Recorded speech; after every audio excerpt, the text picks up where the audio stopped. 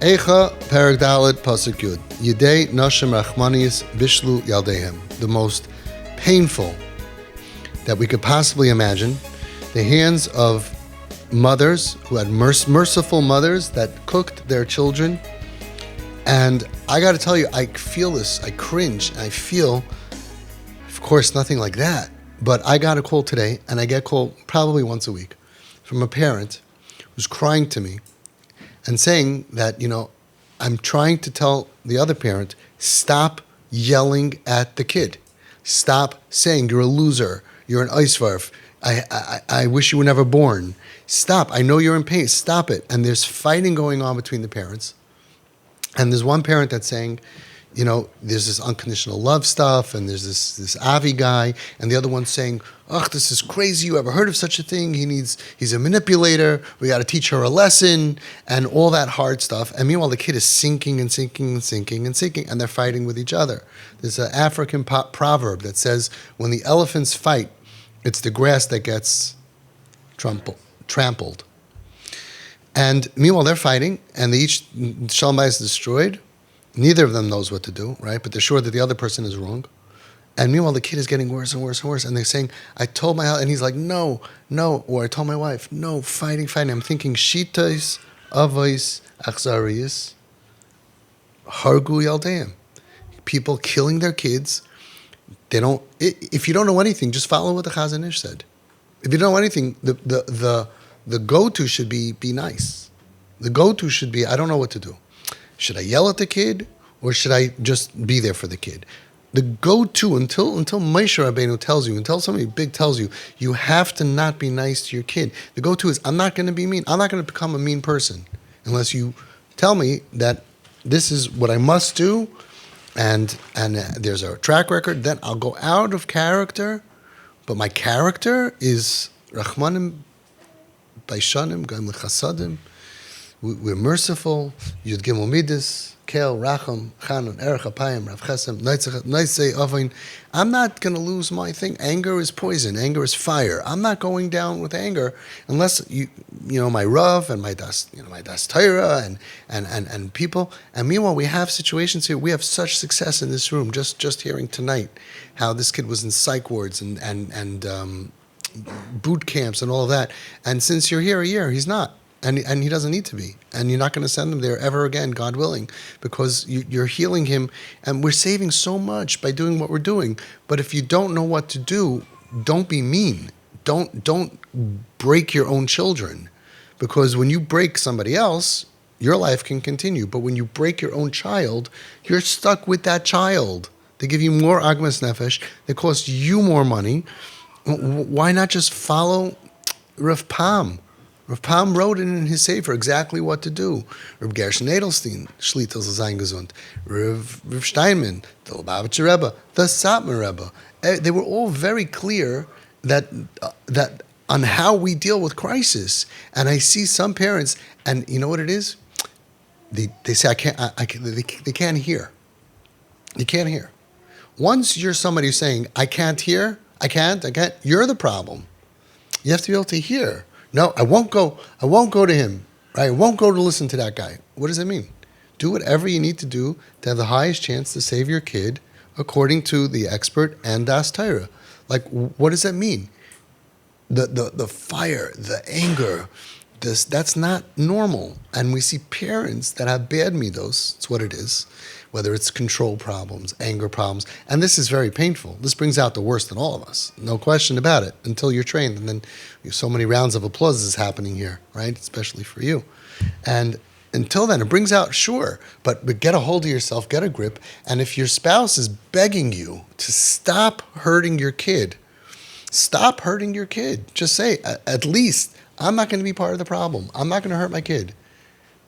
And find direction and find, it's so painful for me. I see kids getting pushed into the ground by their own parents. And that's something to cry about.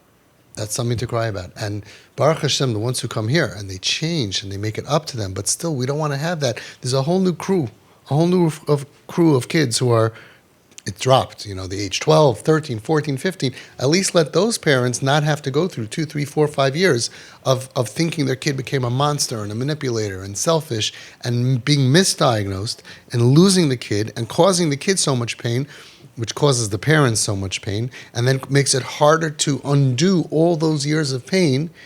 Let's save the next generation. But I mamish cry for these kids who are in pain and they don't have parents, and the parents who are fighting, and the one who's not calm and says, I'm not going to listen, I can't. That's like, it's wrong. It's a lack of midos. You have to listen to Uncle Maishi and Marvelous Midos Machine. And you got to get your midos back together to be able to, at least, even if you decide, but calm, respectfully, figuring out what to do. The rule is that if you are angry, you are probably wrong.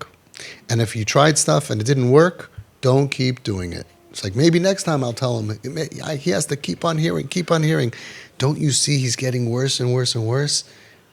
And then many kids hurt themselves or threaten suicide, talk about that they're suicidal. And those, I'll call them the mean parent, right? They say, no, he's doing it for attention. So at what point are you going to realize that you were wrong and he's not doing it for attention? At the Levaya? Like, they have to actually jump. He's saying, I want to die. So one of the parents told me, so I think he's manipulating me. I said, okay, how do you know? Because now all of a sudden we're going to dance around him. I said, okay, but what if you're wrong? You willing to take that risk? He's saying, I want to die. I'll tell you one thing I know. He's not very happy. He's not having a great life, that's for sure. So his whole good life is over, and in bad life, he's all the way at the point that he could even say the words that I want to die. And instead of saying, oh my God, what happened since the bris? That my kid now, 15 years later, 20, is saying, I want to die. He's obviously in a lot of pain. He's a manipulator. I said, fine, but nebuch on a kid that has to manipulate you for attention or for whatever it is, that's a big rachmanis. That's not a healthy, happy kid. Do you admit that? Yeah, I guess. They're so angry and they can't listen. So that's the worst thing in that situation. You have to be able to listen, even if you don't agree and even if you have a discussion, but be normal. I don't know how else to say it. And I'm getting calls at least, I don't know, very, very, very often, and they won't come. It won't come to me, for sure not. Why? He's going to tell me that. But the only reason anybody listens to me is because we have a success rate. Why are you so picky about what we do? I had a mother here. She was the worst mother I ever met in my entire life. Now, no, she happens to be a great mother for regular kids. But in this situation, and she said, I cannot do this. I said, why? I said, your Das Torah sent you to me. And she's a big Das Torah person, right? She goes, because it doesn't make sense to me. So I said, first of all, you're learning disabled because I explained it 400 times and everybody here gets it. It's a little bit hard, but you can get it, right? So, really say that? No, I didn't really say that. I have to be nice. I said, I'm sorry that you don't understand it. I'm not telling you blindly to do stuff. I do explain with 400 mashalim and 8,000 videos saying the same thing. And I'm trying to explain to you that she's sick. And I really tried. I said, but let's say your kid is dying and you don't understand the medicine. Do your research. Do we have the highest success rate? Yes. Like, I hate grump. Why do you have to be grumpy? I'm free. Like, at least smile. And say, yes. So you have the highest chance of saving your kid from death if you do this, right? Right. Okay, grump. So why do you have to understand it? So you're going to bury your kid because I didn't understand how chemo works. I mean, it doesn't make any sense to me. So become a doctor. Or just say, I don't need to understand it. Or start opening your brain.